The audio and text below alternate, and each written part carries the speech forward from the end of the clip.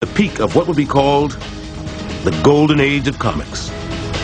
Why not? In the comic books, the Americans always won. The war in the comic books looked like something that was kind of fun, and the striking contrast between that and the war itself must have bothered some people. The superheroes fought two kinds of Japanese, buck-toothed and fanged. But while the Japanese and Nazis were both portrayed as sadistic monsters, the Nazis' ultimate horror was never mentioned. Certainly it was an opportunity to talk about the Holocaust, which everybody knew was beginning to happen. But nobody in comics would attempt it because I think essentially you felt that your audience wouldn't be interested in that. They wouldn't understand it.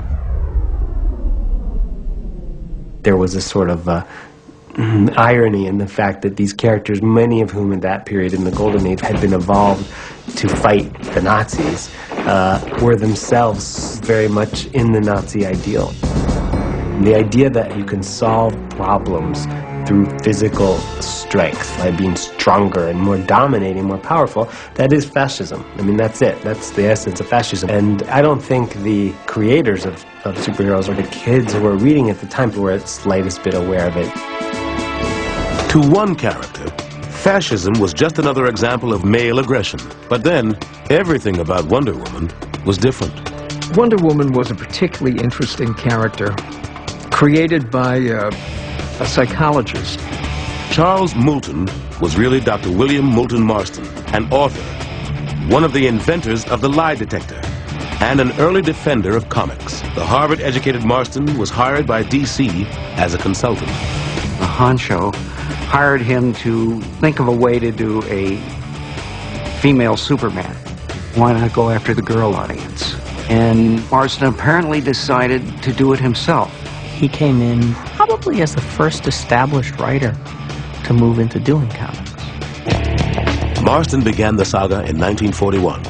As a wounded intelligence officer, Steve Trevor crash lands on the island home of the immortal Amazons. The Queen's daughter, Princess Diana, falls in love with the helpless man. Her love makes her realize that the Amazons face the same decision other isolationists and pacifists face in 1941. Try to ignore the Nazis or fight for freedom.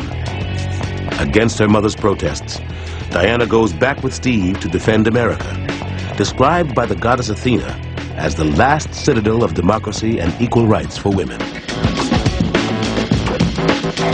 Like Superman, Wonder Woman was more powerful than a locomotive, and she had better gadgets than Batman. An invisible plane, a telepathic tiara, a magic lasso that forced people to obey her, and bulletproof bracelets.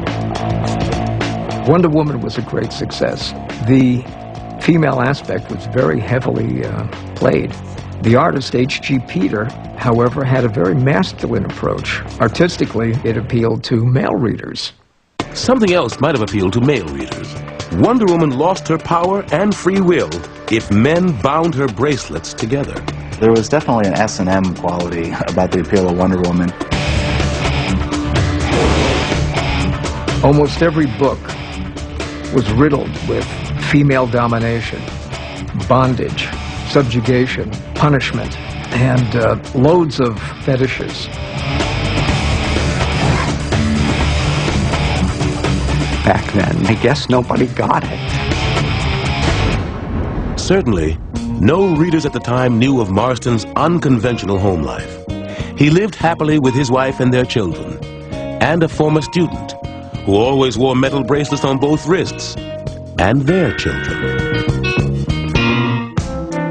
Despite his avant-garde lifestyle, Marston had Wonder Woman give down-to-earth advice for kids on the home front, urging them to collect old paper and scrap metal, which could be recycled into war material for soldiers overseas. Other patriotic heroes also promoted collecting scrap or buying war bonds, and some even made financial sacrifices to do so. Captain America requested kids not to send a dime for the membership card and the tin badge, but to spend a dime for war bonds. You know, every dime you spend may be the dime that puts a bullet in the last Jap in the war. Here, Captain America's sidekick urges kids to collect scrap paper for the war effort. Little did he realize, that request would turn comic books from 10-cent trash into eventual treasure. World War II created the collector's market to some extent, because when they're looking for paper, the first thing that Mom wanted to throw out was those damn comic books. And so when you go and find a Golden Age book that's selling for $6,000, you can thank World War II for that.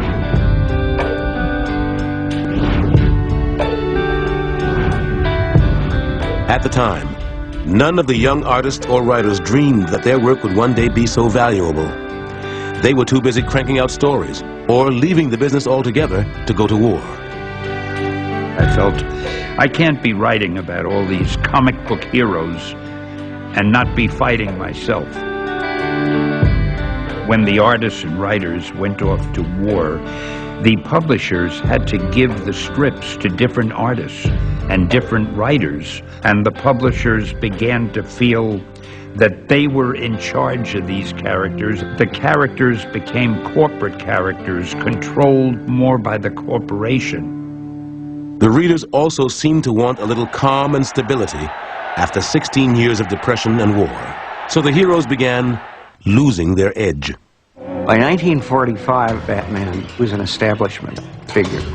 He carried a platinum badge. Superman went through a change as a sort of outside loner into the ultimate lawful authority. Ironically, just as superheroes got blander, post-war politicians attacked them as threats to the very foundation of the country. In the 1950s, comic book superheroes would face their greatest battle, not against a mad scientist or a foreign army, but against the United States Senate.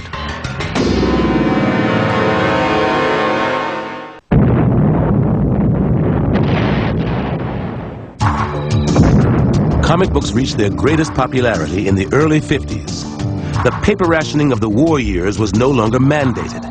Nevertheless, average monthly sales climbed from 25 million in 1943 to almost 100 million in 1953. But if the industry was doing well, superheroes weren't.